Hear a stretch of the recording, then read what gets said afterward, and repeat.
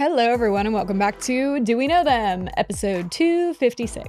I kind of like that number, actually. I guess our researcher watched the episode where we didn't know what episode it was because she put it in huge font and it's highlighted. That's a little embarrassing. Size 91 font in hot pink. I really actually do appreciate it, though. We won't miss it again. We promise, Queen. We do have quite an episode for you today. We have two topics, and the first one I literally saw this morning and was in complete disbelief, and I'm excited to cover it. The second topic, however, not so excited to cover, but it is something that we have had our eye on for months at this point. Yeah, I'm kind of been avoiding just because it's really uncomfortable, but there's been like some recent developments, so it feels like now's the time. I mean, it's that, and also just in general, like a way for us to help people understand who might not know, you know, kind of what's going on. I know a lot of people have been sending us links or tagging us, whatever, and they're just like, what is this? Like, I don't know. Like, I know kind of generally what's going on, but it's a lot. So we're hopefully gonna try and condense it and just cover the just like more pertinent parts and hopefully bring some attention to it because it is pretty scary and not a fun topic in general. But we'll start with the fun topic, if you could call that one fun. Yeah, well, we'll sandwich it with that and we love the internet. Yeah, I think that's the only way to make this even remotely palatable because I know the Resilient Jenkins episode 2 wasn't haha funny. So we've been kind of like doing a lot of that lately, and I just want to try to put something in there that is just give us a little bit interesting. Universe. I know. Hot air balloon drama seems so far ago now. I know. Okay, so let's just get into this because, wow, what an interesting little nugget that landed on my For You page. So we have two people that we're covering, or I guess we have a person and then a business. And the TikTok we're going to be watching is from the customer, and her name is Grace McAllister. And she was a customer of the J Palm hairdressing salon. And J Palm is like, I want to say like infamous on the internet. Do you know them?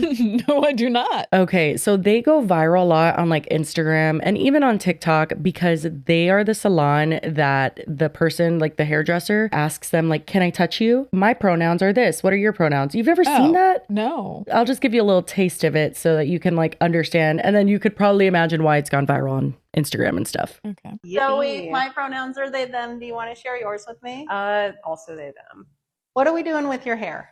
So I grew it out for probably about like 5 years now. And I usually I'll cut it off like a pixie and then grow it back out because I'm bored. I want to grow it out. So I'm thinking like, kind of like that. So it's like a kind of slight mullet pixie vibes. Yeah. With like the little fang things right here. Yes. Yeah. I love that idea. A mixie.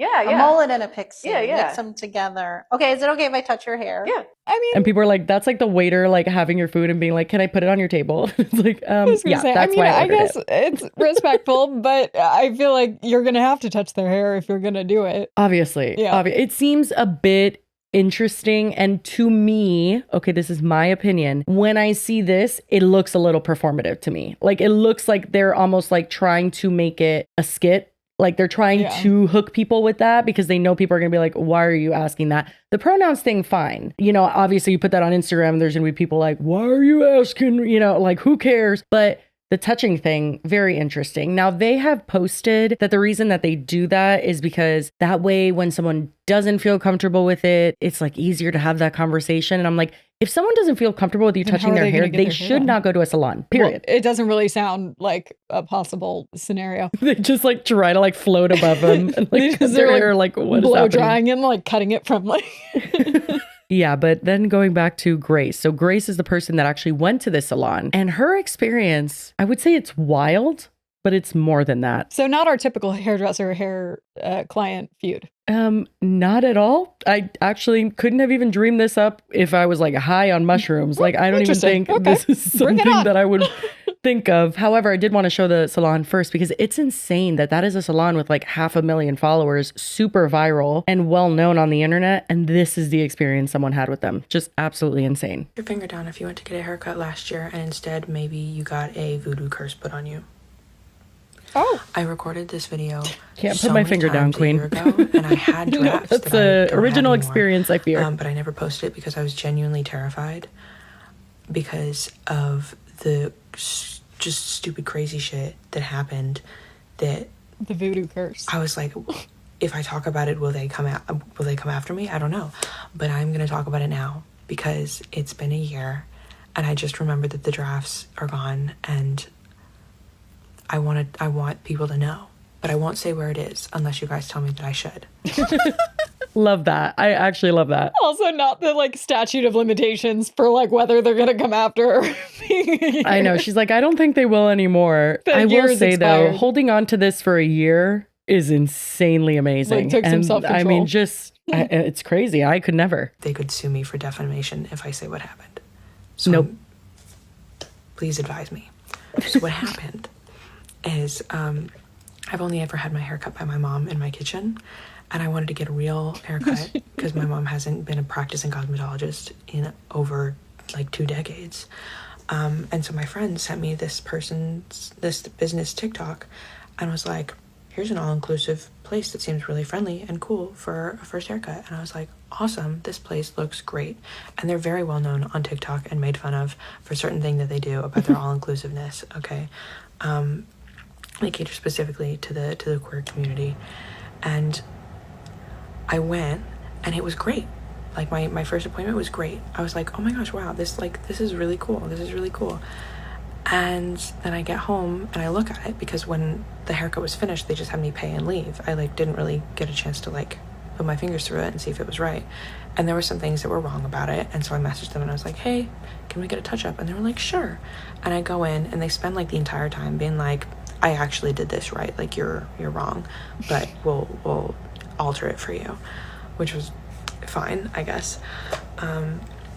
But when I went back, the normal eclectic stuff that they had before, like all the picture frames and stuff up on the wall was still there, but they had added some Halloween decorations. And when I asked them, hey, did you decorate for Halloween 5 months early? Because it was almost like a year ago today. It was like June 10th, July 10th, I think. And they were like, no. That's all we talked about it. But when I walked in the room, there was a giant sign that says, abandon hope, all ye who enter. Abandon hope, all you who enter. Interesting. I'm dying. Oh no, girl, that is the least interesting. You have no idea what you're embarking on right now. Just right off the bat, she's like, I've never gotten my hair cut from anyone except my mom. And then this is your first experience. I know. Talk like, about never just being getting her like, hair cut again. She's going to be one of those. I'm not going to do that. What are the women, the religious women that don't cut their hair? Westboro Baptist Church. Yeah. Mm-hmm. There was a ring of salt around my chair. Okay. Shut up. Yes, there was a ring of salt. We're going to get into, okay, because we know some witches watch us, I'm assuming. Question. I'm not very well versed in witchcraft. Shockingly, because we are witches. But isn't salt around? Like, isn't that more of a vampire situation, or is that just ward off evil spirits? I don't know the crossover.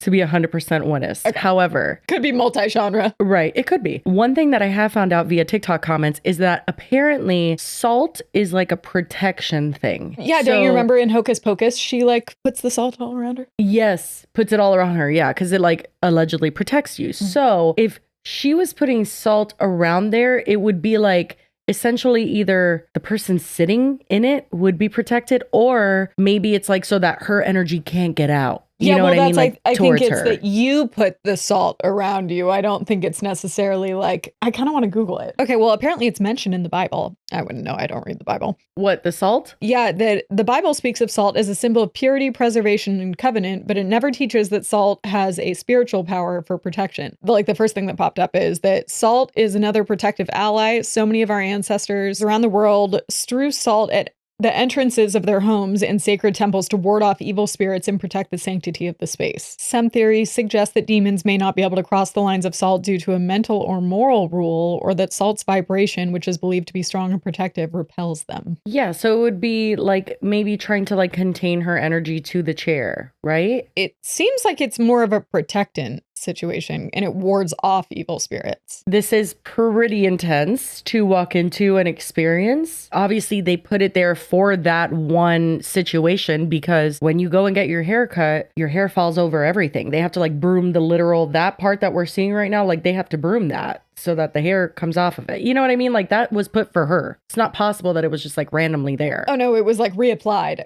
before, Yeah, like in fresh. between clients. Yeah. Yeah. So let's let her finish. It gets weirder, but yeah, already very interesting. And there was salt in front of the mirror in front of me and on the countertop in front of me.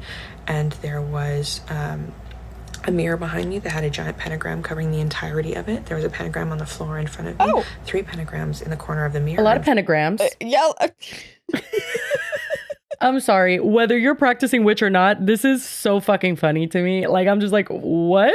Pardon? And I just am picturing her going like, oh, you decorated for Halloween? And they go, no. Literally, it's July. I would have literally, I'm not joking. I don't even believe in shit like this. Like, in terms of like, I don't believe that anyone can put harm on me. Like, I genuinely feel like I have a powerful energy that repels things like that. I don't know. Maybe I'm delusional. And delusion do be saving me. I just think that like I would run. If I saw that, I would be terrified, but it gets worse. I will say that I don't think all pentagons. I was like, Yeah, pentagon sucks. Yeah. No, I don't think all pentagrams are necessarily bad, but all of this together. No, I don't think pentagrams are bad. I think they're a sign of witchcraft. No, well, it says that when did the pentagram become an evil symbol? That was in the 19th century. However, there was never any particular distinction in the orientation of the pentagram until the mid 19th century when the French self-styled blah, blah, blah, blah. But what makes it evil? Is it tied to black magic? Because there's differences. It seems like this man just wrote a book in which he personally declared it to symbolize evil. Okay. But yeah,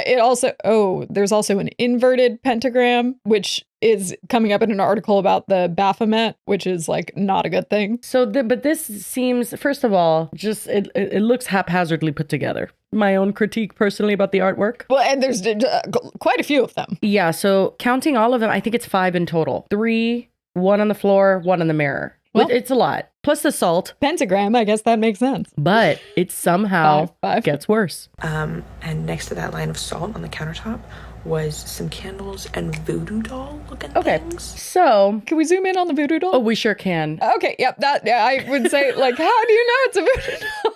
I haven't seen any really in real life, but that appears to be what a common depiction of a voodoo doll would be. And it looks like it's got horns. Girl. Yeah, like a Baphomet. Yeah. I'm not even religious. I would be praying a little bit. I don't know. Something what would do the come candles within me. say? The candle. Oh yeah. What does that say? Oh, something about. Oh yeah, protection. The bottom word says protection. Something of protection. I don't want to jump to conclusions and say Right. that all of this is necessarily bad, but they do all have, I feel like they've all been like popularized to be negative things, but I know Yes. that also isn't like the pagan religion in general very misunderstood and like. Correct. I don't know, but I've heard that. Yes. And I also understood from a lot of the witches in the TikTok comments, they said this isn't voodoo, that all of this seems to point towards protection, and that for some reason the hairstylist was like trying to protect themselves. Like that's what it all points to. It doesn't seem like a voodoo hex curse type of situation. I guess mostly interesting that none of it was there the first time she went. Do they do this if you come in for like a redo? They're like, okay, get out the protection. I mean, it's just, I absolutely understand why this girl thought she was being cursed and why she was frightened. Like, if anybody doesn't understand that, then I don't know what world you live in. This is insane for a hairstylist to do. I don't know if I would say that I would be like actually like alarmed or Lily. like scared. What? I mean, I don't really, I'm pretty even keeled. I'd be like, no, that's interesting. I'd Are actually you probably just ask them a serious? lot of questions I would about it. cry. I'm not joking. I would cry. I mean, I'm not particularly spiritual, so I guess it just doesn't mean as much to me. Me neither, but like, what? Like, okay, well, maybe you need to, I know this next part and you don't. So let's let her say the next part and then you tell me if you'd be cool with it. There's also a skeleton. I think the skeleton may have been there during the first appointment. Period. I think that might have just been part of her decor. But it ties in, so I really don't know. But the vibe when I walked into the fix appointment was just hate. It was just hate, and I felt so uncomfortable. And then halfway through the appointment, they left to go to the bathroom. Now, in the first appointment, they left to go to the bathroom as soon as I got there, which I thought was odd that they hadn't gone already. But you know, I don't care. You do your thing. But the second appointment was 10 minutes long, so I don't know why they had to leave halfway through, except for the fact that when they left, the music switched from being like pop music or elevator music to the kind of music you would hear in a haunted house where it's like whisper chanting in a different language. No. What? No. No. That's kind of reminding me with like my interception with our audio that time. I'm like, Dude. what's happening? Well, so that is like, okay, could be an accident. This is intentional. What do you mean whisper chanting? I'm just picturing, it's like, when we're in my car, some weird stuff might come on shuffle. Someone plugged their iPhone in, they're like, oh shit. I don't think this is a I'm case kidding. of a I'm witchy making light iPod of on it. shuffle. No, but how funny. That would be Like, funny. Shit, that was for tomorrow. That was This is the time though that I would start crying. Oh my God, that's the recording of it. Oh. Did you hear it? No, it just no. gave me goosebumps. Oh, she was recording it and she just putting the audio in? Yeah, I believe so.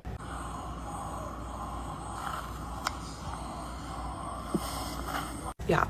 No, that's To insane. me, it just sounded kind of like wind. No, maybe it's not coming through, but it was like No, I definitely think that. like that. Oh, that's quite the impression. And I'm pretty accurate on my representation of it, in my opinion. Oh. That is crazy. She has receipts for all of it. Bitch was literally she was probably recording the entire thing. yeah, for sure. And then it went back to normal as soon as they came back in the room.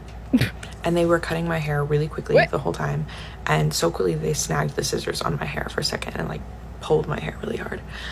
And then when they finished, they literally go, all right, you're done. You got to go. I've got a client coming, and like walk me out the door and close it behind me.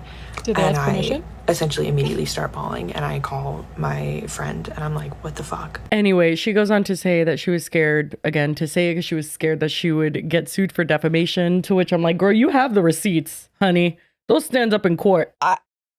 Yeah. And that's I feel Craziest bad. hair I've shit been we've like ever making covered. light about this. It seems like she was actually upset. That's like No, again, I think feel she sees the humor in it, to be honest. well, like she the was way telling it in a funny way, but she Yeah. said she walked out, she was bawling. Like it's me. probably That would funny now literally be because me. it's been a year. Yeah, no, this literally would be exactly how I would feel. I would have been crying afterwards. I would have been scared that they put some sort of curse on me. I think the thing that I don't like about any sort of spirituality, witchcraft, religions, anything, is I don't like the lack of consent when people push their shit like this. Like, I don't like that. Yeah, I literally am just picturing I would like walk out and be like, what just happened? And I also probably would have asked, not saying she should have for anything, but like I would have asked You would have a lot asked more questions. them during. questions. Yes. And not in like are you putting a hex on me or something? Well, what would you have asked? Just in a friendly manner, being like, so it's not Halloween, like interesting decor. Where are I'm what's so dead. the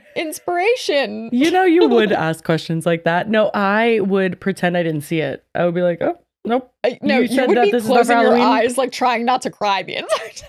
Well, and also the whole part about like making people uncomfortable and like not like forcing something on them is particularly ironic when they're like, "Can I touch your hair?"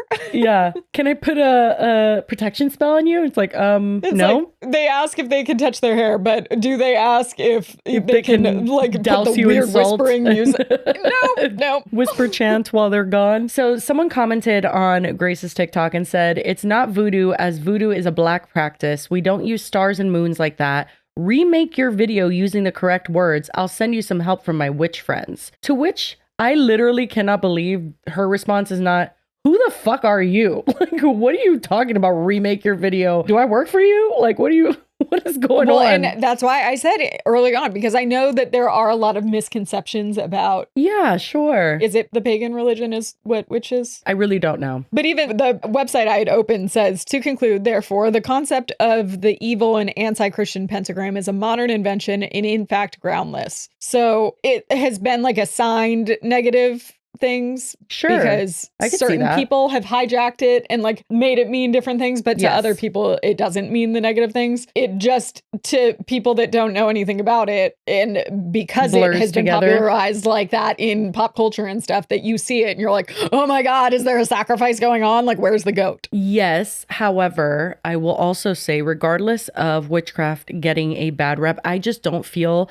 like what this person did in their business is appropriate in any way, shape, or form. Yeah, well, I think religion probably should not be involved Literally. in like hairdressing. Any sort of but- spiritual practice, like leave that at home. And if you want to make your business all around that, then make that known so someone has the consent and understands what they're I'm walking sure it would into. be a big hit, honestly. Yeah, but a lot of people were like, I think this was for protection. I don't think they meant to intimidate you or whatever. But she has every right to feel intimidated and like For scared sure. by that. No, That's she's weird. valid for being like weirded I can't out. believe we have for to sure. argue that, actually. It's insane that people are just like, well, this was a protection. I don't give a fuck what it was. You whisper chanted while you went to the bathroom. No. It sounded like a I think demon was that's on the probably speaker. the music change, if you call that music, is definitely the weirdest aspect of it. It took it over the line for sure, if there was a line. And people like this in the comments, there was a lot of people in this comment section saying like, you don't have to do anything. You don't have to explain anything. Like, you were scared. You don't understand witchcraft perfectly. Okay. Like, she did it in a respectful way, I feel. I don't feel like she was like bashing and being like, this fucking witch. Like, she was just like, this was like a lot. And it was very weird. No, she definitely wasn't talking. The coven was trying to sacrifice me. No. It was just stop like, it. She called these it are voodoo, alarming things.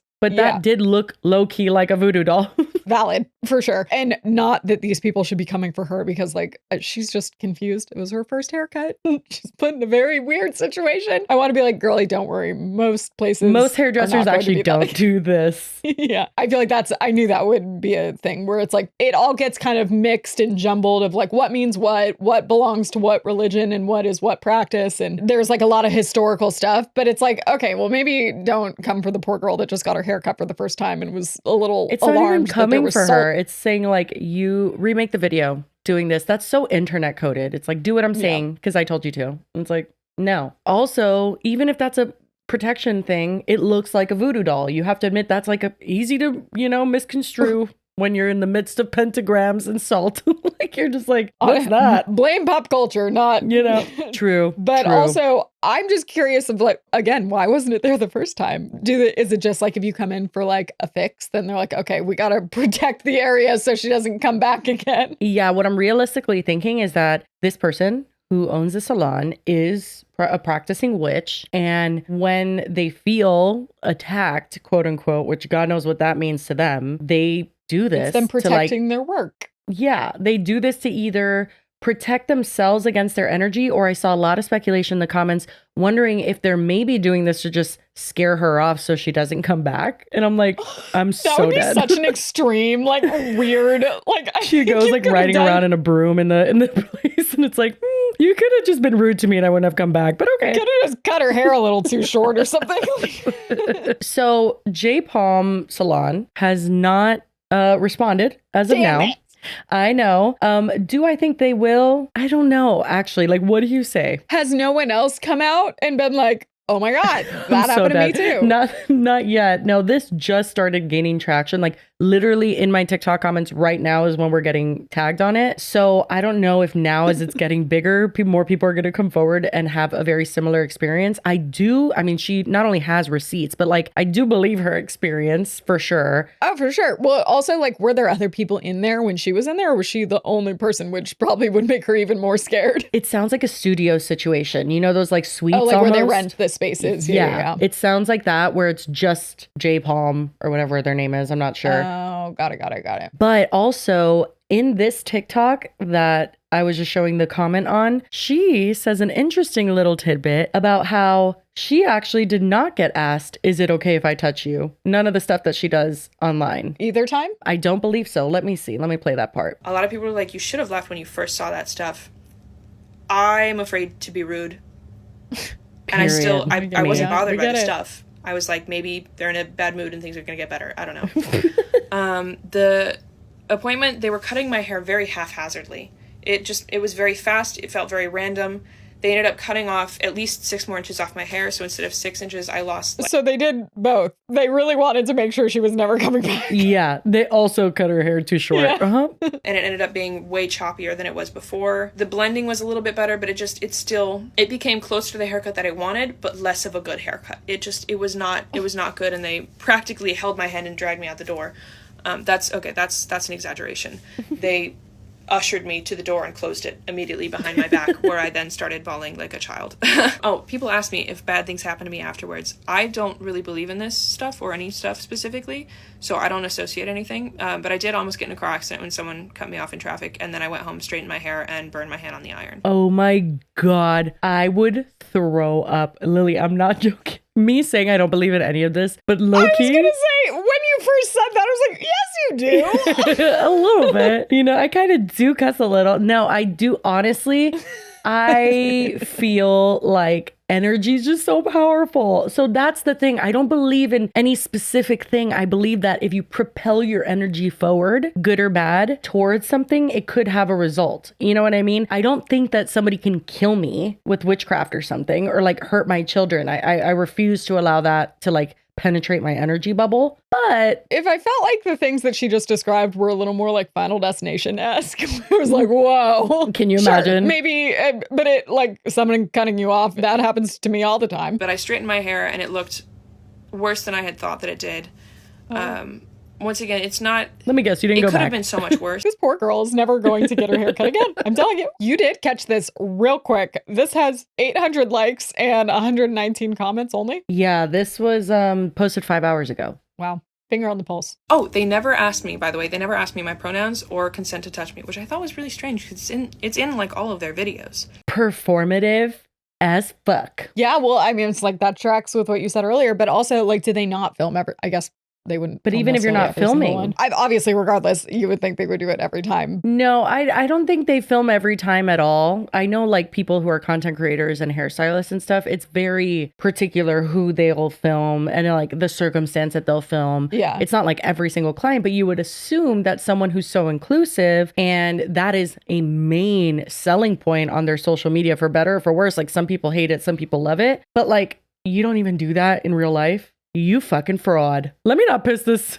person off a little too much. Well, they're in Omaha, Nebraska, so. Yeah, witchcraft can be international. You can hire them on Etsy. Wow. If you're You've looked interested. into it? I just know there's Etsy witches. You know, I feel like I actually do too, because they were saying stuff about Elon. Oh, I think it was even before he People were was going to use even- Etsy witches against him. Yeah. It was funny. One also, not to mention that, like, and again, I don't know anything about I witches, know, pagan, same. I don't know. But with voodoo specifically, at least from what I've seen popularized by like pop culture and stuff, to be able to use a voodoo doll that they use your hair. I know. Like, if you do believe in that, I feel like that would be the alarming part. It's because now they have all of your hair. And for the record, I'm not saying that that was what was happening. I'm just saying why I could see someone that believes in that to be very concerned. No, there was people speculating that those things on the top of the doll were hair, but I don't think it is. Or like maybe it's stuffed with hair or something. I don't fucking Yeah, I don't know where the hair placement Anyway, falls in. I would have taken all my hair with me. I would have literally just been like, I can actually clean up my own hair and take it back with me. Thank you. You don't get to keep it. Oh my God. I don't know. I don't know what to make of this. We obviously don't as much as we are witches, we don't understand witchcraft on we a don't level even of, understand like, our own practicing. powers. No, we don't. And that's that's the truth of the matter. So we just kind of go with vibrations and just take life wherever it throws us. We don't really practice anything. But I will say, on the topic of our powers, I feel like I had like multiple in the last week where it was like, oh, fuck, what were they? Not the powers being coupled by memory loss. Right.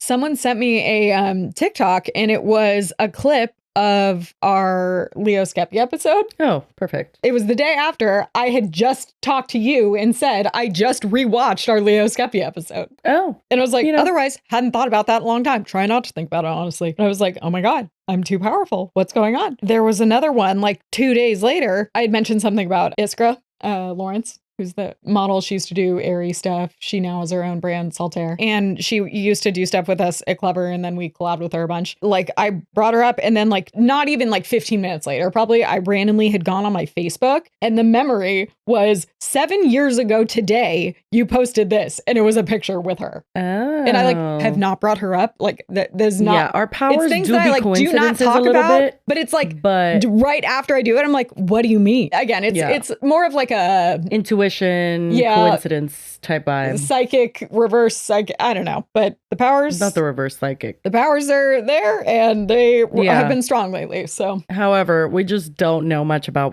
witchcraft. So, you know, forgive us. You know, we're not trying to like disrespect anybody. No. However, this is fucking like not okay, in my opinion. And I feel like anybody who defends this is like defending witchcraft blindly and not understanding the business aspect of it. Because we're not saying this person has no right to practice witchcraft. yeah, and, I like, think it's that protect themselves. people feel like you're coming for the religion and like the Yeah, and it's spirituality like, and stuff no. behind it, not the way in which it was being implemented. Exactly. Someone's Yeah. hair appointment that they'd never been to a hairdresser before. No, it's so bad. She's never going back to any hairdresser, Poor and girl. I don't blame her. Anyway, that was that topic. The most insane hair thing we've ever covered ever. It's a new niche because usually the hairdresser is the first to jump on that shit and respond right away. But they're silent for now. But anyway, yeah, we do have our second topic, and this is going to be Laura Clery and Stephen Hilton, who's her ex-husband. And this is just, it's a lot. So just strap in. Fun times are over. It's time to lock in. Yeah. Well, and it's interesting because we actually did cover them forever ago. Do you remember? We did. I remember. But something happened and it was like not even a full topic. It was like for like 10 minutes, maybe we talked about it just briefly. Like something happened with the footage or something and it never went up. That's so interesting. I remember what it was too. We were covering for, yeah, like you said, just a very brief moment, how Steven had gone like full red pill, right wing, like talking about crazy shit. And Laura was like mortified. It was weird. I don't even think it was a topic. I think it just like something came up and my brain went to it and I was like, oh my God, we're not actually talking about this, but have you seen this? Because like the two of them, if you don't know, I have been not weirdly, I just have been following her for a very long time. Like I remember introducing Jocelyn to her, not like personally, but to her content at the beginning of Clever. Like she's been around for a very long time doing content. She has. And he has always been right there in the content for most of it. Correct. It's comedy. And it's like them doing dances, or like she had a character named Pamela Pumpkin and he would like, I don't know if he had a character name, but he'd be like dancing in the background. He's like dressing up like a woman. I think it's Alan. Because she'll always go, and that's Alan or something like that. Oh, here's one from 2022. Hi, y'all. I'm Pamela Pumpkin, and you're about to do Pamela Pumpkin's New Year, New Me workout. This is Alan. And we're about to walk through fear this year. Steven now says that he came up with that whole concept and he somehow claims that he's responsible for like all of her success. So the thing with him is maybe he did. And I know that both of them are very funny, but he is like a music composer. So I assume that he probably was very involved in creating like these little music. Yeah. So they were married for 12 years before they separated around, I think it's like 2.5 years ago now. They have 2 children together. Their son has autism and they've both been very vocal about that journey. They've actually shown a lot. Mm-hmm. Some people are, they get on her for like showing her kids and stuff. I personally don't look at her as like a family vlogger by any means. Like she has shown her kids, but that is not her main shtick at all. No. And never, they're comedians. That's never been their thing. And he talks about it very differently than she does, it seems like. I know we say like don't exploit your kids. I don't feel like she's exploiting her kids. I think she's more putting out content to show other people because like it is something that a lot of people experience and they don't really know how to navigate outside of like the typical like therapies and stuff. And a lot of doctors I know from what I've heard other people talk about is that they're kind of like, he's never gonna do this. He's never gonna talk, and they kind of like don't really give them too much optimism for improving beyond where they are when they're like really little. I have also then seen a lot of parents that are like, no, I don't accept that. And they end up like getting them to hit these milestones that doctors were like never even remotely. Yeah, I think it depends on what doctor you go to and their understanding of autism in general. Yeah. I am lucky to have a doctor that's like very aware that speech is not the only measurement of intelligence, and understanding their brain so much better and able to educate us on it. So like, I feel like some doctors maybe, but also a lot of people are kind of learning more and, it's been better. But I do think in general, everything I've seen from Laura and Steven regarding Alfie, who's their son, it's really like heartwarming. They both seemed very encouraging. And even when separating, very dedicated to co-parenting. And it's just so sad to see where we've ended up today that it makes me want to cry. Like to imagine Laura's brain right now, how she must be feeling it's insane. The reason I was bringing up the like milestones in autism and stuff is because the content I've seen her do, and specifically, I think it's even one of her most recently pinned videos on her TikTok. She says he learns better when he's like sitting on her shoulders. I've seen that, so it's like when she's getting ready in the morning. And she said that he had never been really talking where it's not just scripting and just repeating exactly what she's saying. Yeah. But she like then had a breakthrough where she would like, I guess he really likes counting. So she would like let him account, but then she would ask him like what day of the week it was. And she like had it on camera when he first responded without her scripting at first. And it was like huge breakthrough. And I think stuff like that is beneficial to show like there are certain techniques that might work for you, or like the stuff that you could try that maybe doctors wouldn't be like, set your kid on your shoulders and like have them do this. Yeah, no. And I know they recorded the first time that Alfie ever said, I love you to Steven. And they have a lot of sweet moments like that they share that I think is really encouraging for families to see. So that's the kind of content I see her post, where it is really like positive, uplifting, trying to like reach out to other people in the community that might have similar experiences and they could all kind of connect over that. You've no doubt that he loves his kids. I mean, that's been fueling, I think, what we're going to get into is the big inciting incident for why he's really gone off the rails. And that is not even referring to the red pill thing. That seems to pale in comparison now. But he has been very vocal about how much it like broke him when they found out that he was autistic, and that like he won't even like look at him or he won't smile at him. And it's like stuff that he's describing about his son, but it's like it really affected him a lot. Which, just want to be honest, that's normal. That's normal to grieve totally. The expectations you had of your child as you're adjusting and understanding that this isn't a curse on your life. You know what I mean? Like you come to understand what your life is now and you come to love it very much. But I think that most parents, especially if they have no prior knowledge about autism, like my little brother's autistic. I grew up with it. So it wasn't even for me. Like, I don't think I had that journey. Yeah. But it's normal to have feelings like that. Now, what you will note about both of them, Laura and Steven, is that they are super open with all of their emotions. So we just covered the Resilient Jenkins having couples therapy outside of a shipping container. Laura and Steven are right there. Like, they have said things together on a podcast and talked out issues that like leave my jaw dropped. And I'm like, whoa, how are we seeing this right now? Yeah, this they're is a lot, very, very transparent about stuff. So Steven sharing that, I'm not even surprised, because it's like, well, they both just share a bunch of, very personal feelings that most people keep to themselves. For sure. But it seems like she went in the direction of like, okay, this is life and like we're going to figure out how to live it the best way we can. And he seemed a little more stuck in the how could this have happened? This is so terrible. And I just want my son back kind of vibe. And that will come into play later with some of the stuff he's posting. But I think that was just a really big blow to him. And from there, it just kind of got worse and worse. It's also important to note that they are both very vocally, they had been drug addicts for like, I think Laura said for 10 years from when she was like 15 to 25. I don't know what his whole journey has been. Now she is still sober and he is not. And I don't know exactly when the timeline of that happened. It was after their divorce, I believe. Yeah. So we have a bit of a timeline. It is kind of confusing, but we'll go in order. So first, we knew that they got separated. Everything honestly seemed fine. Laura would make jokes and like imitate him with her accent, that she does when she's imitating him. She'd like draw a beard on her face and stuff. Yeah. Yeah. And he would always react to them. And on one of them in particular, he's like, Laura's like a comedic genius. I've known this since 2011. Like, he wrote that on the screen as he was reacting to her imitating him. And they seem to be on good terms. However, they would both appear on her podcast. I think it's Idiot with Laura Clery is what it's called. Something like that. Is it the same podcast? It's all on her YouTube channel, so I'm not really sure if she changes it. Because I know she also has one where she like interviews people. Right. I think they might have one specifically dedicated to just like co-parenting and so they did try to do a co-parenting podcast for a little bit. I'm still kind of unclear. I think it might have been its own thing. It was short-lived. But first, before that, they announced their divorce to everyone. We are divorcing. Right. Yeah. Which it's already public, right? You're getting comments about it? I've had a couple of people say they know the date that it happened and they know that you're divorcing me. That was a nice move. So that looks like I did something mad.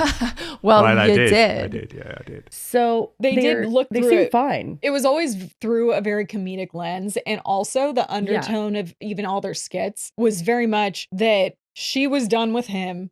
And that he was always like he'd be like, so want to get back together? And she'd be like, no. And he'd be like, okay, I'll try again tomorrow. Yeah.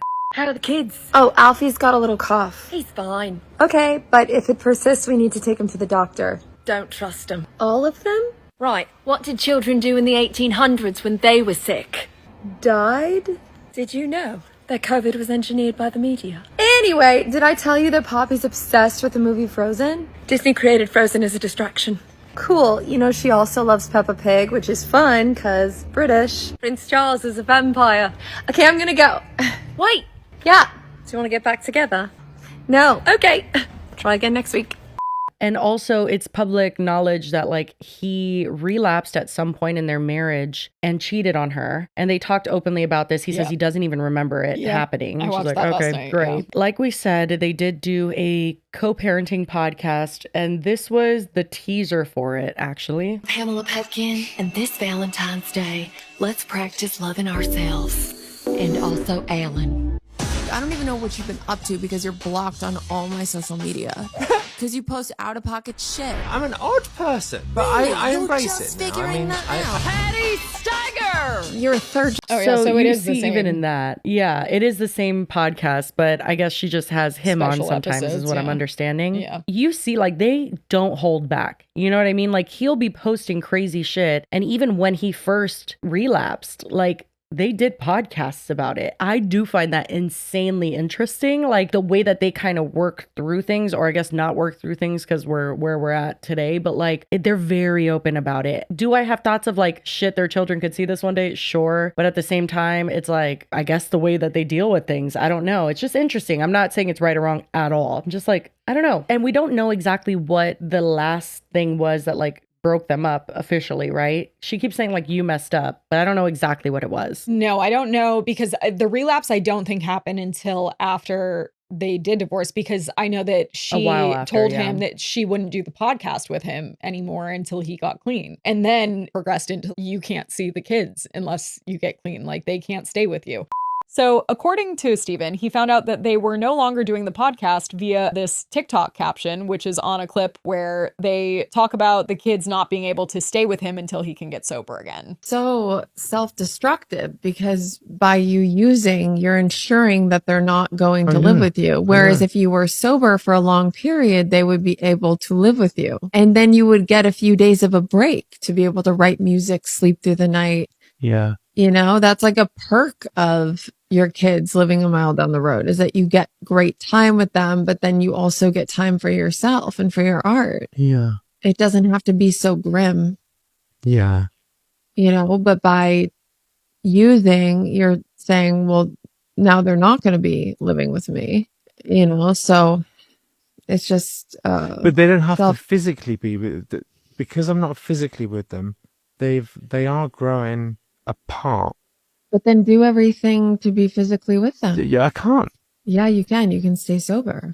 I don't remember where I watched it, if it was a clip or if it was the podcast episode I just listened to, but she does say that, like, I think it's clear even from like their interactions and their videos that they did afterwards and him calling her a comedic genius and stuff, there was like a lot of love there still. It wasn't like For they sure. ended on terms where it's like, I hate you. I think it was ending on terms where it's like, this is not healthy and we need to Correct. be better parents for our kids, and we would do that Yeah. better apart. She always did want to like make sure they were co-parenting the best they can, and like that's why she wanted to do the podcast, so they could stay civil. And she says like that she even wanted to have like a couples therapist come on and help them like navigate boundaries and like figure out how to be the best co-parents for their kids. Like that was the goal, and it just kind of spiraled from there. Yeah, and the start of that spiral was pretty much when he relapsed, and they did a podcast on it, like pretty much right in the moment. We wanted to talk about your relapse. I still don't know so much about it. And the reason you don't know that is because I kept you away from it.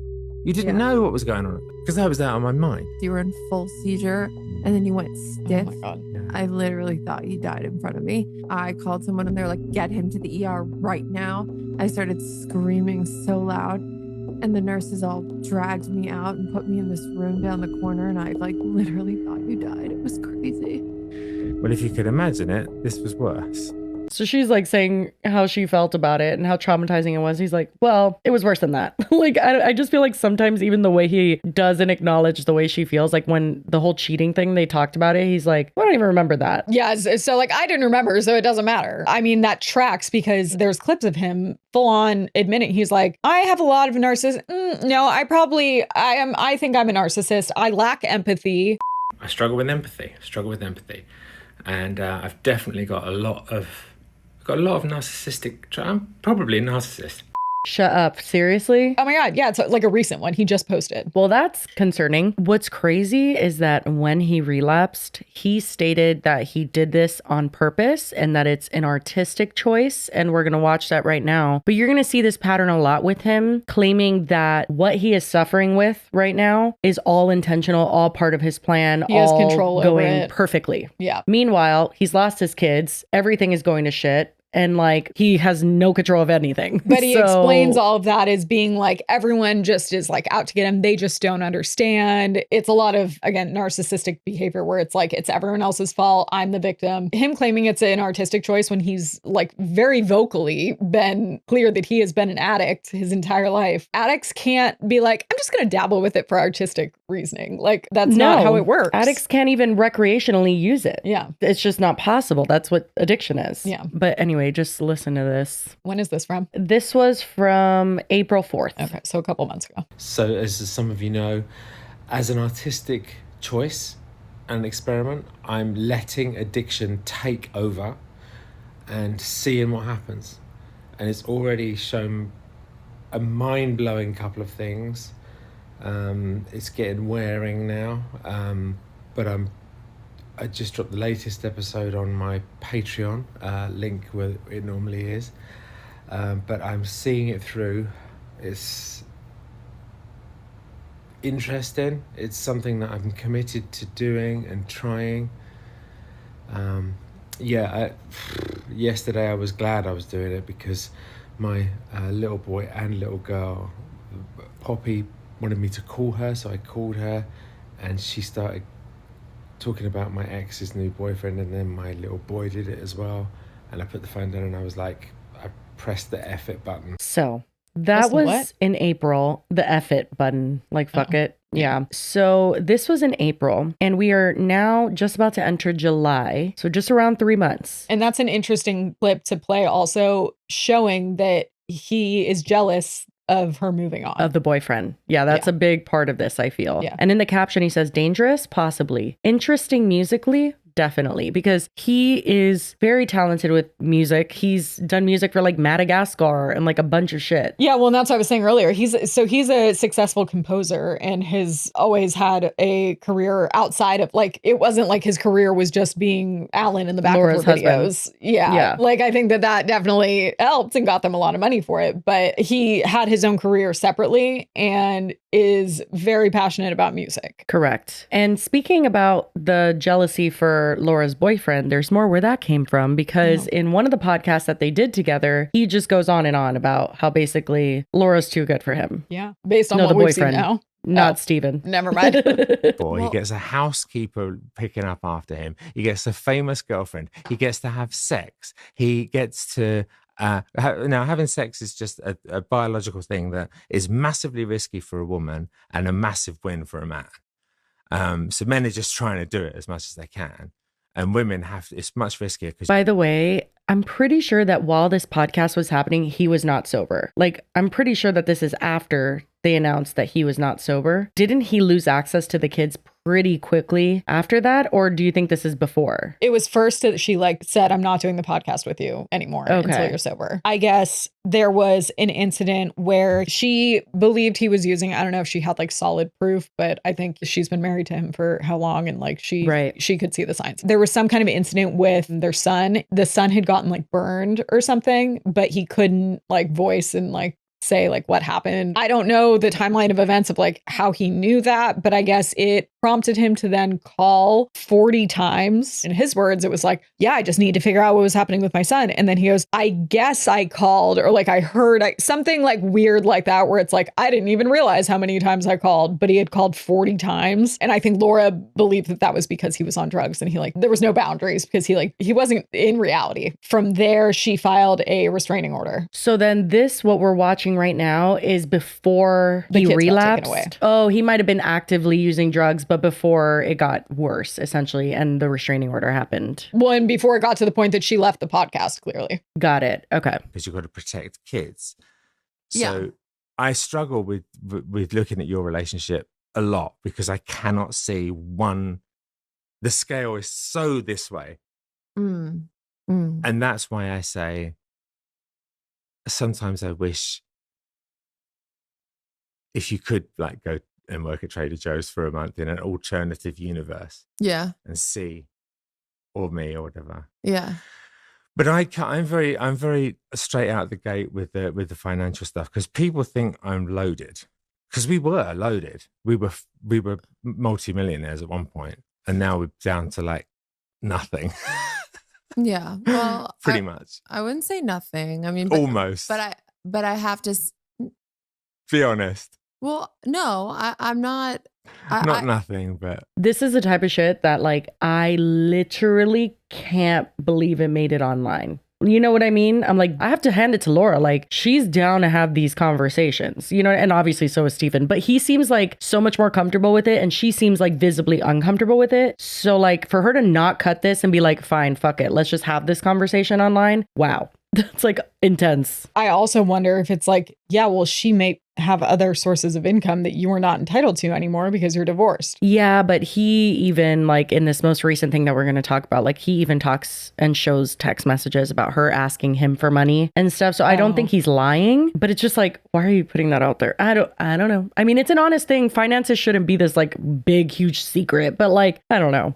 Just seems interesting. For sure. But it's like when you see your partner ex-partner uncomfortable with the conversation, then maybe like don't do that. He pushes it for sure. I'd have to double check, but I'm like 99% sure I just saw a clip of then they were like making a joke about it, that he is autistic as well. Yeah, I mean, it makes sense because autism is speculated to be hereditary, you know? Mm-hmm. But anyway, so they have an interesting history and they seem to have been making it work. Even throughout the hard times, even when he relapsed, no matter what, it just seemed like, okay, well, is this a shit show? Sure, but we're going to make it work for our family. And I think Laura is a huge part of that. You know, she would even post things about how great of a dad he is. You know, that one that you sent me where it was like, oh, he came and he like was going to pick up Alfie because I needed to let Poppy sleep and like whatever. She just like documented how present he was. She refers to him as like the best ex-husband. Exactly. Yeah. So it seemed to be working out despite all of the shit show that like took place online. Also, though, I've heard, I don't know if it was like in the comments, maybe pointing it out on his stuff, that she has always tried to present this united front in an effort to like get to that point where they are united front and they are doing this all for the kids and they can do this successfully, and that it wasn't as pretty behind the scenes. I'm sure. And I get that too. And especially for the kids. Like I totally understand that. But now we have to get to present day because we don't have a ton of time. We could honestly be here covering the last 6 months for 3 episodes because there's been so many moments of concerning things leading up to when she got a restraining order on him. So she did, and it came with a no contact order. So he's not allowed to speak to her directly or through a third party. And, you know, there was a lot of stuff that led up to that, a lot of troubling posts on his end that were obviously a result of his addiction, it seems. And now we are pretty much in a state of what can only be speculated as like psychosis on his end. Like it has gotten to the point where it is like terrifying to witness. Laura is scared for her safety, and we're gonna just basically cover the Facebook thing because what happened is 2 days ago now, I want to say, Stephen hacked Laura's Facebook and posted a ton of crazy shit and then deleted her Facebook and deleted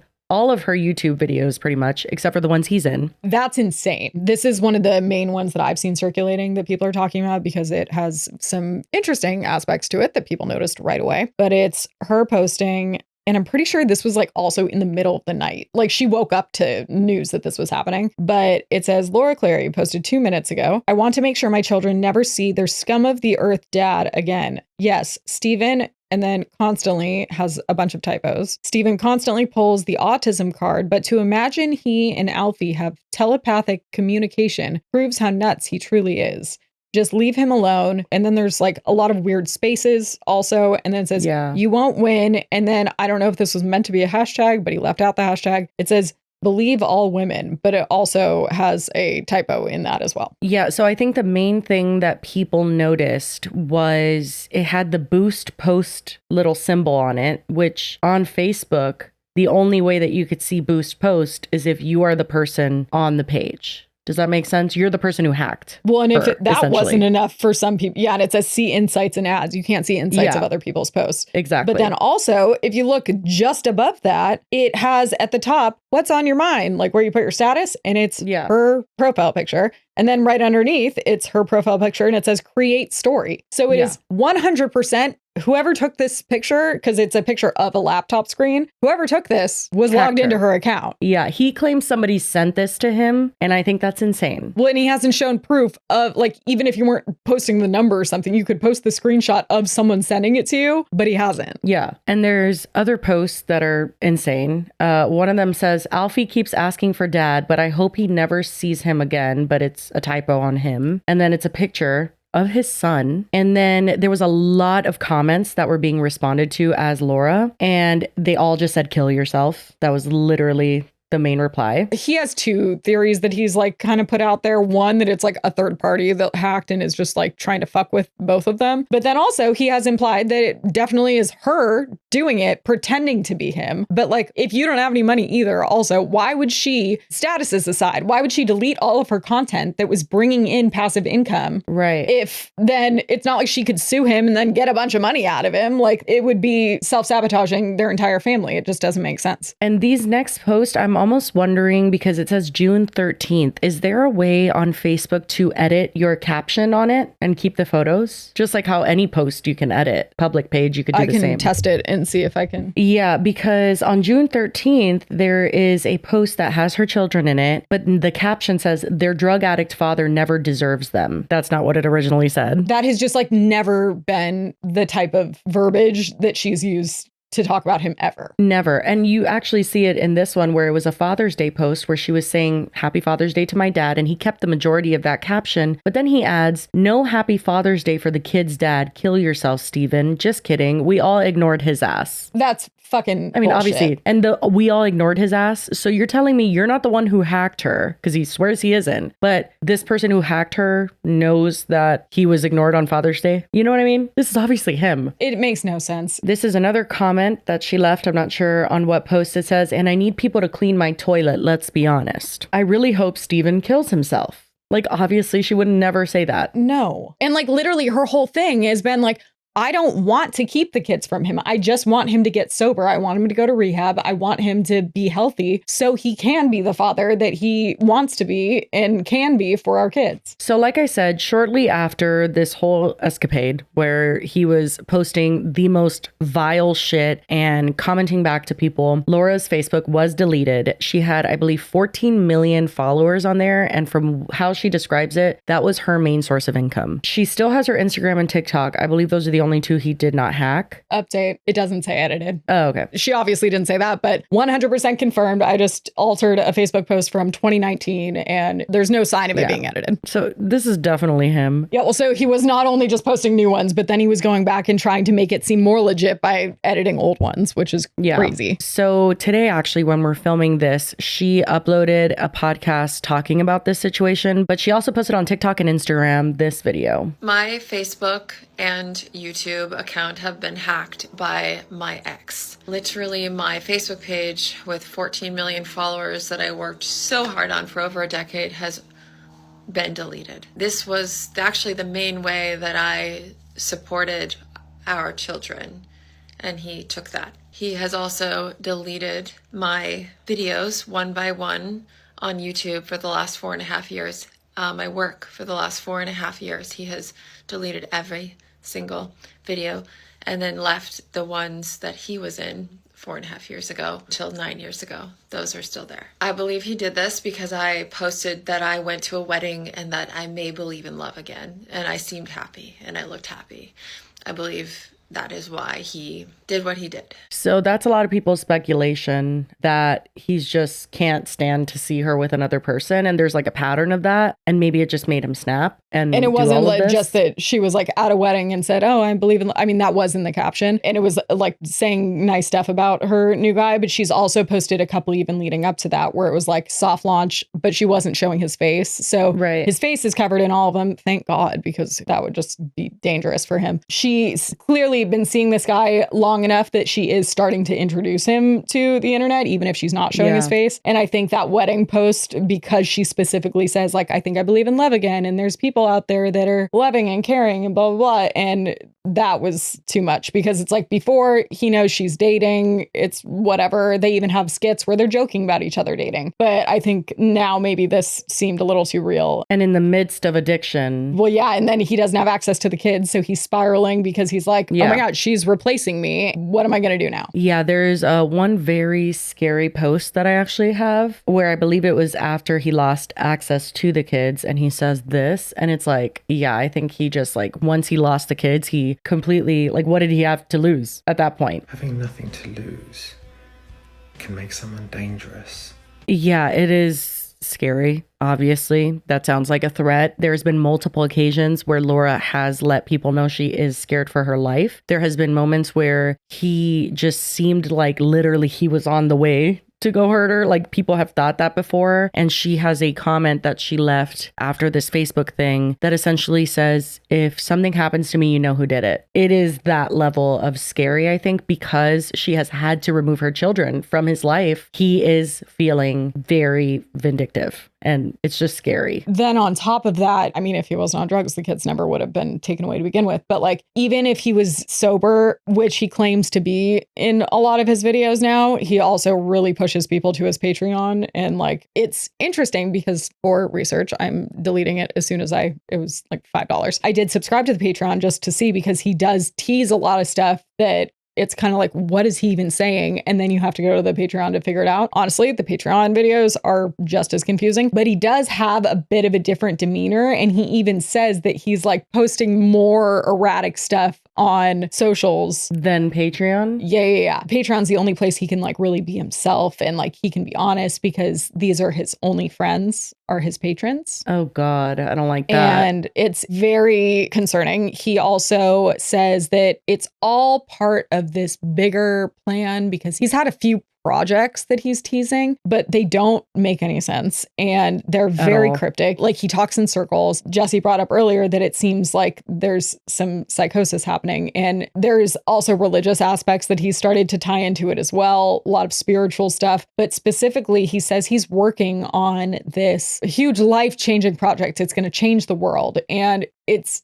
evolved in the different videos that I've heard him talk about it, where it's like, at first there was some other like guy, the scientist or something, that was involved, and he never explains what the project is. So it's like, why did you need a scientist? What's going on? But most recently he started talking about it in that it's like a musical thing, but also there's like visuals to go along with it. It was supposed to be like a scripted like series, quote unquote. But he says that he looked and found some people that like might have been the perfect people to be in it, but what he needed them to do was to completely like surrender all of their social media to this project. It sounds like he was trying to make it like a social experiment. It's super weird how he describes it. But then he says he could never find the right person because no one was willing to do what he needed them to do. We don't know what that is, which makes it concerning, and why people are like scared for her safety, because they give off kind of the vibe of like a little bit of like manifesto before he's going to do something crazy, whether he knows that that's what he's doing, but it's like he thinks he's helping something. I don't know. It's definitely scary the way he talks about it. By the way, he couldn't find anyone else. So he is now, it's just him doing everything with the help of ChatGPT. Brian. Oh, I haven't heard it. I had a name. His ChatGPT is Brian. That's what he refers to him as. And that's like his business partner in his eyes. And I think that that is another really concerning factor, because even separately from anything he's going through, I've seen articles about people kind of getting into some kind of religious psychosis or just psychosis in general, because they get too intertwined with talking to the ChatGPT and thinking it's like a person, and it validates, and it really does like mirror back what you're giving it. I've seen psychologists literally talking about AI psychosis, like AI induced psychosis, because you feel like it's so real and then it's not, and it puts you at like odds with your own brain in a way that is, it could trigger some people for sure. But we'll let Laura finish going back to her TikTok where she was just describing what happened. He also posted some pretty horrible things as me last night, and I was notified by a lot of you guys. I think it was in the middle of the night, and then on Facebook, but then he since deleted it. I don't know how he got into my accounts. I had changed my passwords after we separated, but he did. And I just want to let you guys know that it's not me. He is trying to break me and destroy me, and it's really sad because I'm the mother of his children, and all I wanted was for him to get clean and off drugs and be a safe space for his kids. I've never uttered a bad word about him to our kids. I never would. And I just wanted him to get clean and sober and safe. That's all I asked. That's all I ever asked. I still feel in shock and sad and disturbed. I already have a restraining order. I believe this is a violation, so I will be reporting it. He just cannot break me. He will try, but he cannot break me. It's just really sad. But he's sick in the head, and I'm praying for him and still wishing him love and that he can heal. Obviously, I mean, it just breaks my fucking heart. Like the thought of her just financially, everything just like a rug being pulled from under you and just having to figure out what the fuck you're going to do. It's as if he's like, oh, you're going to take me down? Well, you're coming down with me then. No, that's absolutely what it is. And I'm so like confused on how he actually did hack her. I'm sure there's, you know, maybe that he found like her email or something, I was but gonna I'm say just like probably a secondary, in like, his state of backup mind. I can't imagine him even. Well, but that's why I do. And I'm not diagnosing. I'm not a mental health expert, obviously, but there are symptoms of psychosis where it is like they're hyper focused on something. They won't sleep for days. It also then his like typos and stuff in the posts and like his not realizing that people were going to be able to see that the screenshots he was taking were, and then he was also reposting these too from his account. Yeah. Which is crazy. Yeah. Because also he has said, I blocked her on everything. I haven't seen her posts in years. And it's like, well, then why are you able to repost these right now? Like, what do you mean? Yeah. Well, he claims that people sent it to him. I have screenshots of that. Like he literally says, this was sent to me. I didn't do any of this. I'm just like, basically he wanted to say like, I'm just shocked that she's like saying this stuff. And it's like, you know, she's not saying that stuff. Well, but then it's weird because I've also have a video of him saying that she doesn't seem like she's lying. So then it's like he's trying to create a conspiracy theory that it was someone else and that it's somebody else. Yeah. And it's like, why would someone else do that? Like, what are you talking about? Hi, girlies. I just wanted to pop in and offer some additional evidence, if you will, if anyone was maybe, you know, considering that Steven wasn't the one that hacked Laura's account and that the reason the screenshots show that they're logged into her account is because someone really did just send him these pictures and that's what he reposted, which honestly, I would be kind of surprised if any of you did think that given his actions and behavior and just how the rest of this has played out. But just in case anyone had a sliver of doubt, first, it is interesting if you go on Steven's Facebook and go through his photos from the past few months, where he does have a habit of not screenshotting things, but taking photos of his computer screen, which, I mean, some people, sure, might do that, but I think most people would argue that's not like the typical way to capture what you're looking at on your screen. But specifically, let's draw our attention to several photos that he posted on May 22nd, which are all pictures that he took of his computer screen, and they show what looks to be a very obvious light fixture that in these photos is turned on and you can absolutely see the reflection. And it's clear that what you're seeing is not on the screen. That is a reflection of the room that the photo is being taken in. I bring that up because if we then turn our attention to one of the main photos that he posted about this whole situation and showed everyone that it was logged into Laura's account, it had the boost post thing, it had create story, it had the insights and ads, and like it was clear that it was coming from whoever had been logged into her account. But again, he claims that's not him. Someone else sent him these screenshots, which I guess is a possibility until you see on the right side of the screen that there, in my opinion, is very obviously the same light fixture that we saw in the other photo, just turned off. So it's not quite as prominent, but still visible. And I think the likelihood that this came from someone else that just so happened to have a very similar light fixture that also happened to be placed in a spot that would be reflected on the computer screen, not high. That would be a pretty insane coincidence. So anyway, that's it. I understand that probably the majority of you were not doubting the situation, but I thought I would share in case anyone had even the slightest inkling that it wasn't him that hacked her account. In my opinion, this pretty much wipes out any shadow of doubt you could possibly have. And it's definitely him. I think we all knew that, but this was confirmation. So anyway, that's it. Back to us. And also, he has been like shitting on her up until now. She has not. So like, it didn't make sense just in the trajectory of how this has all been going. I'm just scrolling through everything we have now, and there are a ton of Instagram stories specifically. He talks a lot about bots, and he thinks like a lot of the criticism that's coming his way is because of bots. It appears like there's a lot of paranoia or manipulation. A lot, yeah. Well, that's common with drug use and psychosis. Well, exactly. And I don't know if there's like if he actually believes that there's bots or if that's him just like trying to shift the narrative. But either way, it's concerning. He said on this story, I'm changed by having my kids taken for frivolous reasons. Frivolous. I'm not quote unquote nice anymore with anyone except my kids. Spells except wrong. This shit is mental and clearly comes from someone with access to her account. How could I get in? Just guess the password right. See, and it's like his trying to deflect and like his whole reaction to this is so weird because if you really believed that someone hacked her account and was doing this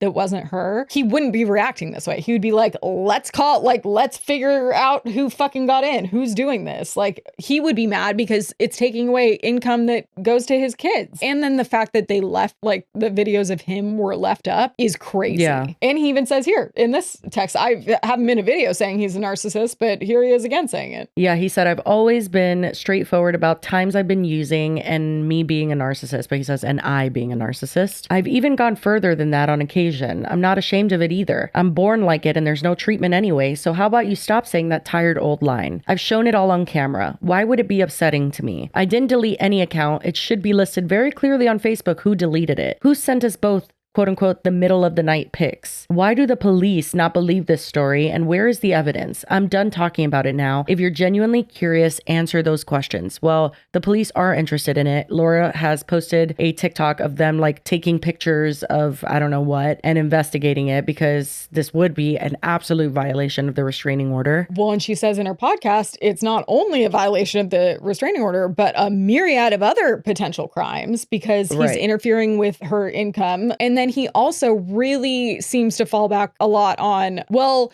if I did it, why aren't the police arresting me right now? And it's like, it's not like an overnight. Well, he doesn't just do that. He literally will be like, if she's so scared, like on this screenshot right here, it's him responding to the TikTok that she made on his Facebook. And he's saying, apparently she made a quote unquote funny video about doing the police reporting with my kids in the house whilst being so scared. What were the findings? A bit quiet today, are we? You lot are such losers. She quote unquote never speaks bad of me, but had called the police over 10 times and I've never once been arrested. What the fuck does that mean? And then he literally uses the R word. Yeah. Come on now, stop being R words. Let's move on. But he says, okay, to something fun. Then he says, there sure were a lot of idiots yapping about how I was going to jail yesterday, ...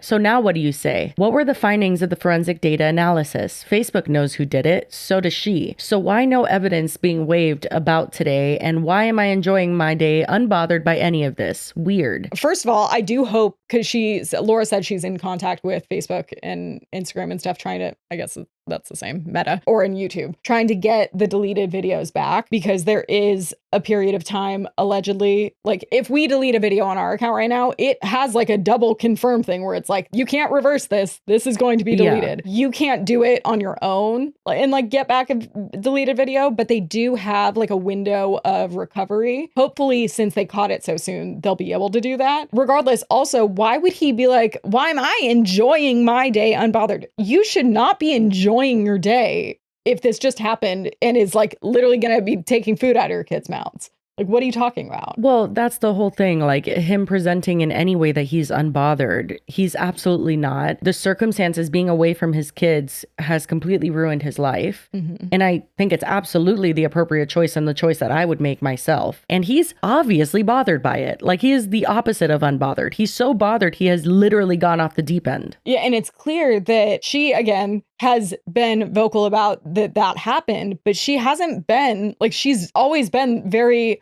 I want him to get better. I don't want this. I want this to just He feels like that's all performative. Like Exactly. in the things that he says, he feels like she's just saying that. But to be honest, I do believe her. Like I do believe that too. She obviously does not want him to be deep in addiction, unable to be a present parent, nobody wants to just be like, I would rather be a single parent just for fun. You do that because it's like the other parent is either a very bad parent, a dangerous parent. You do that as a last resort. Taking care of a kid with one person, it's very difficult. I have friends that do it. Like, you don't think that they wish that their partners would slay and be the best parents ever? Yeah, they do. For sure. Well, and then she posts, like, yeah, he says, like, she posted a funny video. The video was a police officer there and it was Law and Order music playing. Yeah. Does she use humor to cope with things? Always has. Yeah. And honestly, I get it because, like, I don't know how you would be able to cope with all of this. And I see her even posting, like, little TikTok skits where it's like not funny, it's like sad, but she's trying to do it through a somewhat comedic lens where it's like, what do you do when you, I don't know what the words were, but it was like when you want to crawl into a hole and like not do anything, but your kids ask you something and you have to like fake a smile or something. So it's not funny, but it's like, yeah, that's how she's coping with it. Meanwhile, then he's just like, oh, and I'm just focusing on my work. What work? Yeah. Like, are you kidding? I'm finding the video. I'll insert like a quick clip from it here. But basically, it's him explaining that this ChatGPT project that he's been working on, where he couldn't find anyone else to be involved because they weren't willing to like give what he needed for this project, which he thinks is going to change lives. But then he explains that apparently it's to quote unquote, like give his son his voice back because his son, again, is autistic and has been nonverbal and hasn't really been able to communicate with him that much. And that was a really clearly hard blow for him. And he's like still not come to terms with it because now he seems to have dedicated any energy that isn't to hating on Laura or like doing this hacking shit. It's to supposedly like fix him, I guess. I'm not surprised that he has that like fixation now because he's always kind of struggled with that. And it's hard because I'm like, I know he loves his son and I also know he's struggling. And I just give people a lot of grace on whatever journey they go through with their kids, you know, in that regard, as long as it's not projected onto their kids and they suffer because of that. You know what I mean? Like, be a present parent and deal with what your feelings, however you need to deal with them. Yeah, it's really just the entire situation is so sad for so many different reasons because you can see how one thing triggers another and one makes the other. It's just like a huge mess that started, I think, with the drugs, but also I think the drugs probably came from him not being able to cope with the diagnosis of his son and then the ending of his marriage. And it just like, exactly, everything just spiraled. And it's sad because, again, you can tell that like he does love his kids, but now it's manifesting in ways that are concerning, dangerous, and unhealthy. But basically what he gets to is that this project is that he had ChatGPT. Brian, sorry. The way he worded it was so ridiculous because it's like ChatGPT can't do that. Like, what are you talking about? It was like, go through every study of healing frequencies from the past 2 centuries or something. Yeah. I've been working on it for 3 years. I started on it to give my son his voice back. It could be the most significant thing that I've ever used in my life to overcome, you know, let's face it, I struggle with mental health, I struggle with a lot of shit. And this is the most transformative thing that I do. It's all based in sound. In 3 years in the making, I've had to use AI to come up with most of it because it's all based in science. I just said, can you look at every single recorded study from Eastern and Western philosophy on sound frequency healing? And can we make a stack of 11 frequencies?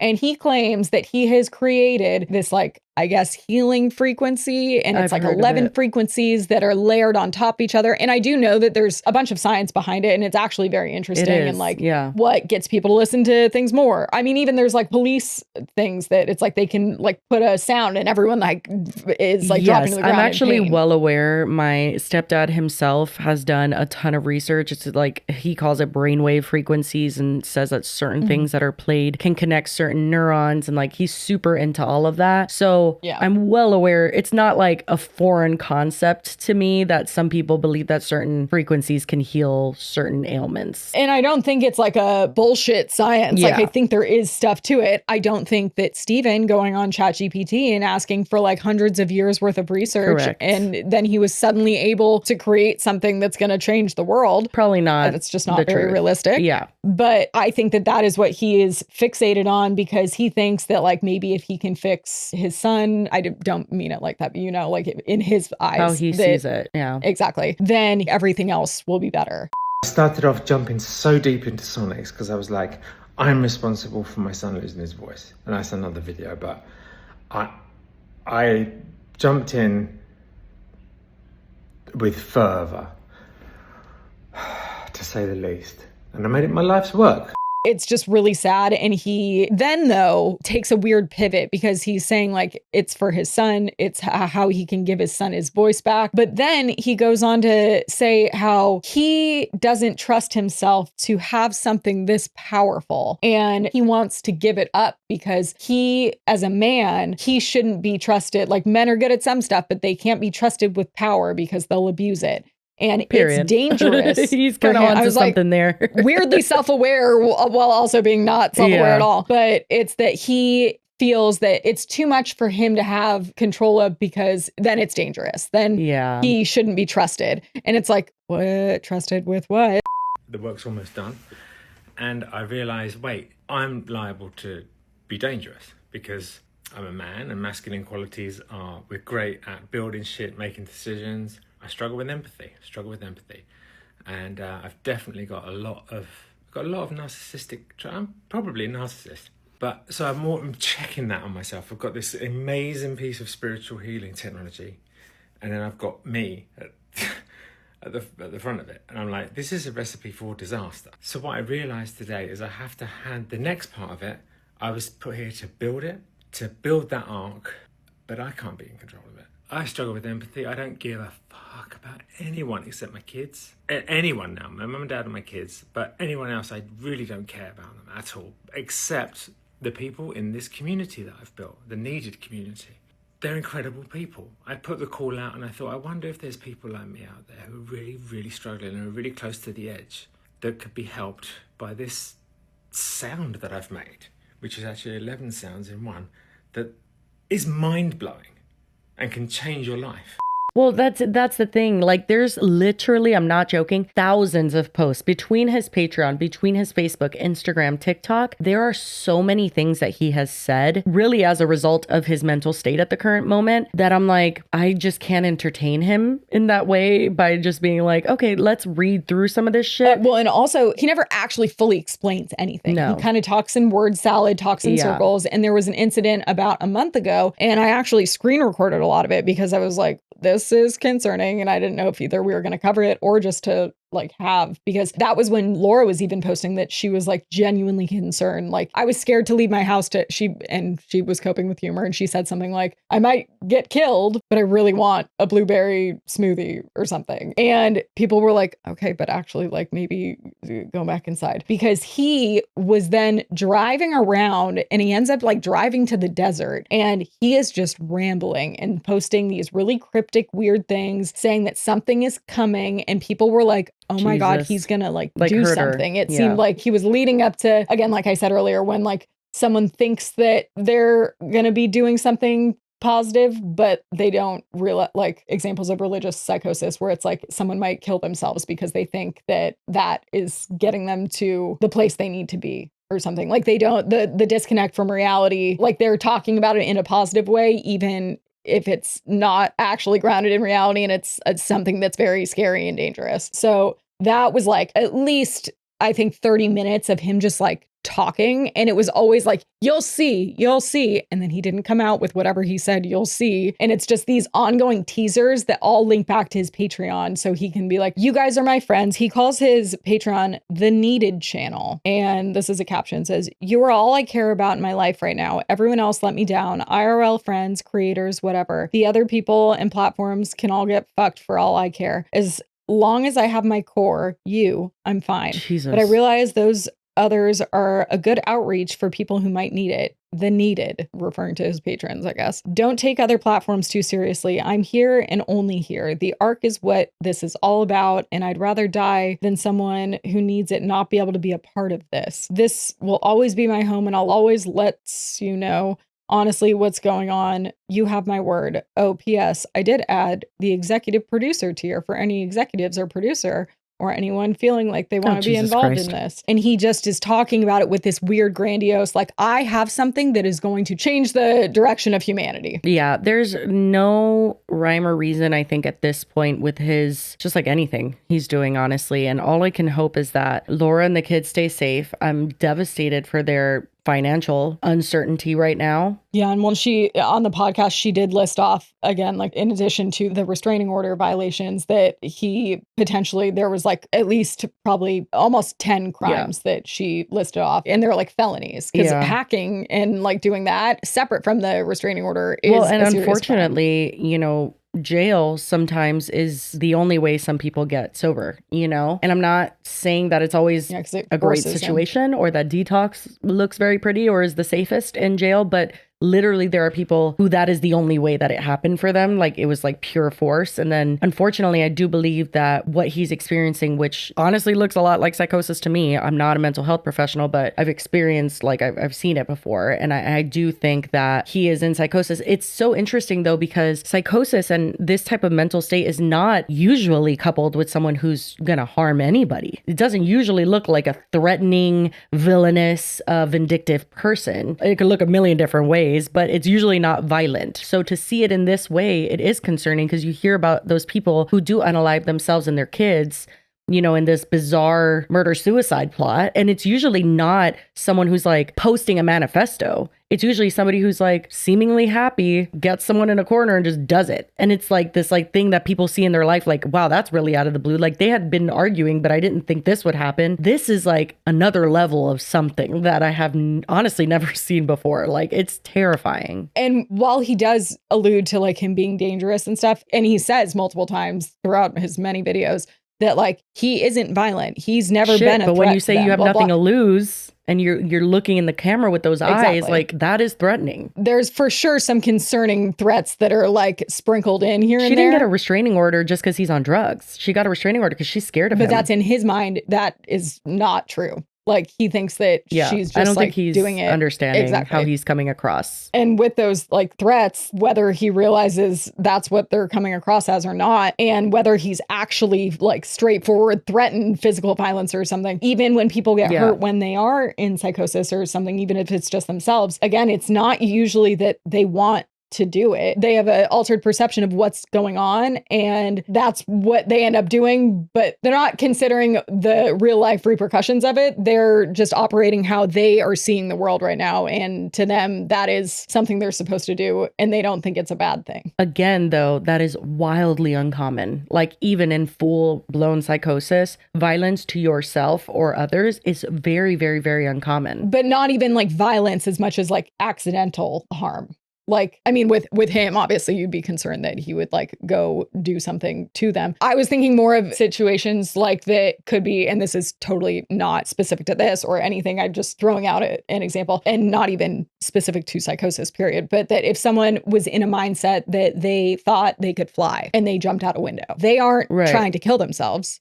They just thought that they could fly out the window and they couldn't. Stuff like that, where it's like not intentional, but it ends up being dangerous because they are just not grounded in the reality that everyone else is. Yeah, I think Steven's particular situation is pretty unique, not only in just the way that it seems like he's experiencing it, but like just the fact that he is a public figure and all of this is so well documented and so many people are watching it happen in real time. Like it's pretty horrifying. It's really why we haven't wanted to cover it up until now, but with the whole Facebook thing and her losing her platforms, it kind of just felt like worth boosting in that way, where it's just like, she is going through this. If you see Steven on your For You page, or like, I feel like a lot of people are just confused by different elements of it. There's a lot of people that do actually believe him. I think most people don't, but he has some supporters. He does, but even looking at the Patreon comments, it's dwindling. And a lot of the people commenting even on the Patreon are people that are not supporting him. And the ones that are, it's like concerning comments. It's like a lot of religious stuff, or like men being like, she's a fucking liar. She's trying to ruin your life. Yeah. But those people, I think, clearly haven't seen the entire picture play out and how everything happened and how she's approached the situation and how he's approached the situation. And he also is really adamant that he could pass a drug test right now and he's not on drugs, and that he only did that because he was doing it for his music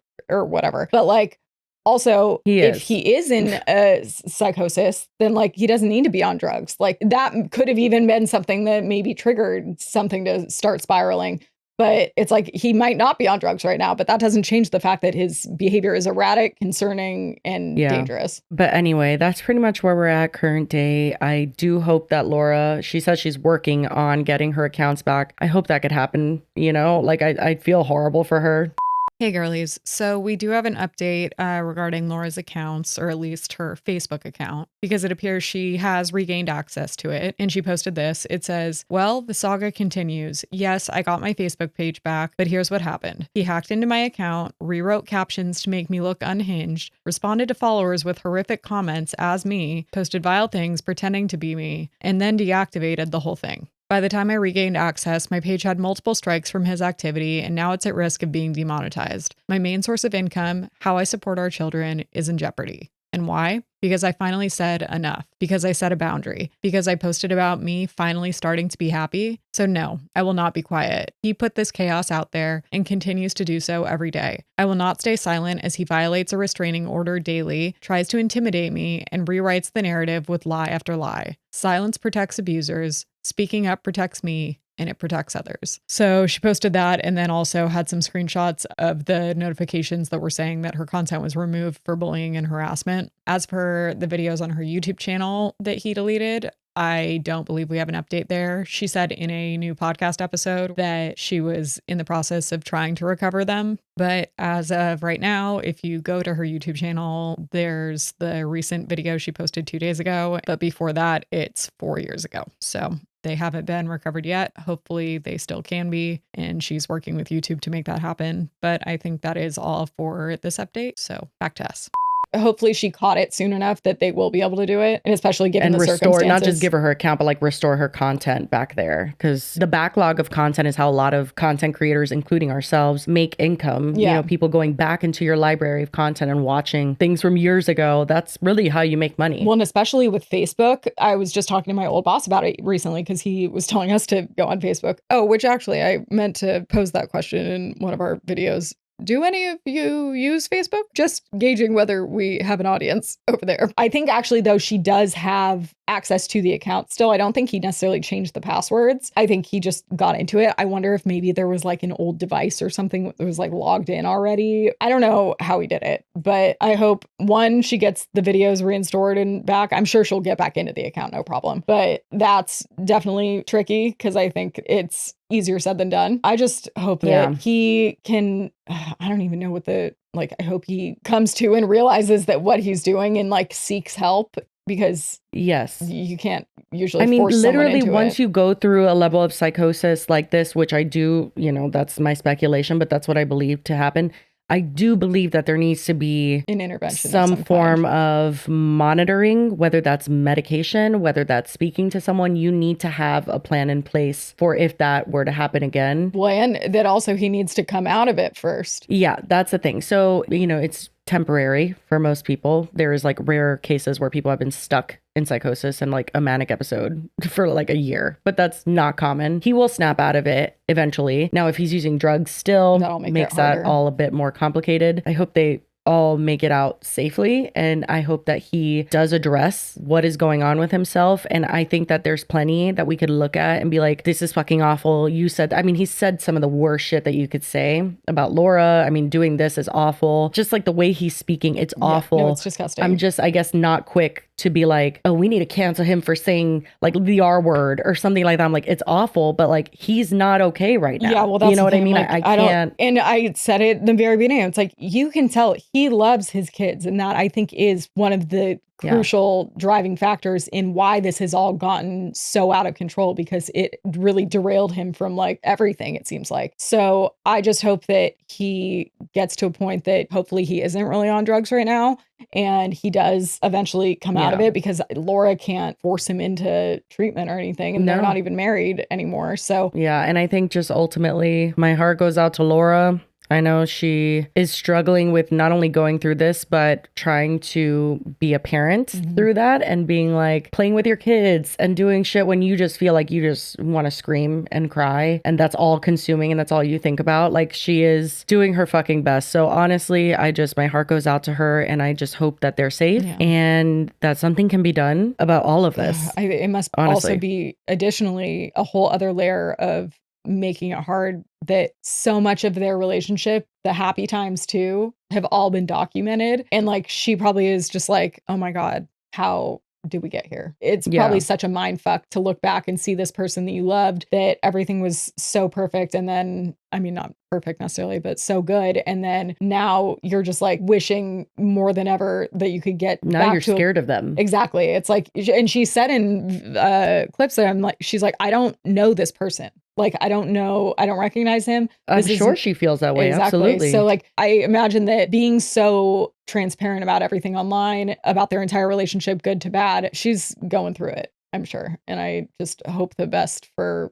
all of them and that they can all come out on much healthier terms, I guess. I agree. That's pretty much it. That's where we're at. I know that was a lot. We try not to go on for too long and we still did. But, you know, that's where we're at. Yeah. We desperately need We Love the Internet. Yes, we do. I mean, desperately. I hope I have a good We one. better make it good too, because shit. I'll show you one that I was laughing at a few nights ago. It says on screen, do not call my dad while he's on vacation or in the middle of the night for an emergency. And we're going to bring you back. I called mom, my family, my sister, and she says, you know, mom is sick. She's in the bed. I said, well, great. I understand that. I'm sorry. But right at this point, I'm about to go on a cruise. Do not call me if she died while I'm on the cruise. What the fuck can I do? I can't do shit. Honestly. But if she died, what can I do? They're not going to, are they going to helicopter me off the cruise? Not the helicopter. That's a lot of their money. They can use that money to bury her with. So I get on the cruise, and I know one of my sisters is gonna call me. So what I do is that I turn my phone off. I'm so dead. I do not believe, just like at the end, every night when I go to bed, what I do, turn my phone off when I go to bed at night. Because in fact, if you motherfuckers die, I can't do nothing. That one's a little bit crazier because the cruise I do understand. You already had it booked. You didn't know your mom was going to be sick. You don't, what are you going to do? Yeah. If you're sleeping, especially when you have kids, like you pretty much are always ready for something to happen. And my mom is too, like for us, even like if I call my mom, she, even on Do Not Disturb, like she has me as a favorite, you know what I mean? You can't just like turn your phone off in the middle of the night. Like he's just like, I can't do anything. I'm too tired. I did not see that far in. I just saw the cruise part. I love my daughter's face here. Look at it. Beautiful. But if you call me at 3 o'clock in the morning telling me the house is on fire, I cannot do anything. I'm not a fucking fire. All you're gonna do is wake me up and I'm gonna come flying over here to stand out here and look at it burn with you up.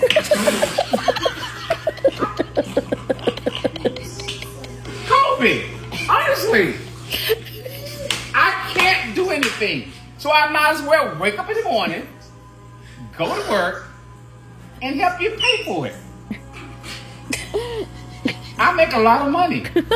You know, he's not wrong though. That's actually really true. Like, I mean, yes, you'll be there for your kids. Yeah, I was gonna say, you know I what think I mean? the emotional support might be helpful, but he's like, I'm just gonna watch him burn with you. they're not Anyway. calling you to put out the fire. I know. No, I know my dad low-key feels the same way, but like he will always pick up. Like if I call him at 10 p.m., like he answers so panicked because he just always thinks something's gonna happen. But I know he wishes he could do that because it's like, but dude, you never stop worrying about your kids. It's so fucking annoying. They could be 55 and you're still worrying about them. My friend that I just went to her bachelorette party, her family like raised me. We're best friends since like preschool. She never had a problem with my house, but you know, you didn't really do sleepovers. I feel like no. Yeah. Never. Did you have friends that did? Yes. So she was the friend that like clockwork, majority of the sleepovers, she would call her dad at like 4 a.m. and he would come pick her up. Oh yeah. If I called my mom at 4 a.m., she wouldn't answer. She would be him. Oh He'd be my like, God. I'll see you in the morning. No, but it felt like he was never asleep. He was always just like by his phone waiting. He's like, yep, I'll be there in a second, which bless his heart. He is that's just how I would the be. best ever. Love him. But no, I immediately was thinking of when I was at Coachella and I woke up the morning of day one because we got there Thursday. It starts Friday. I wake up to everyone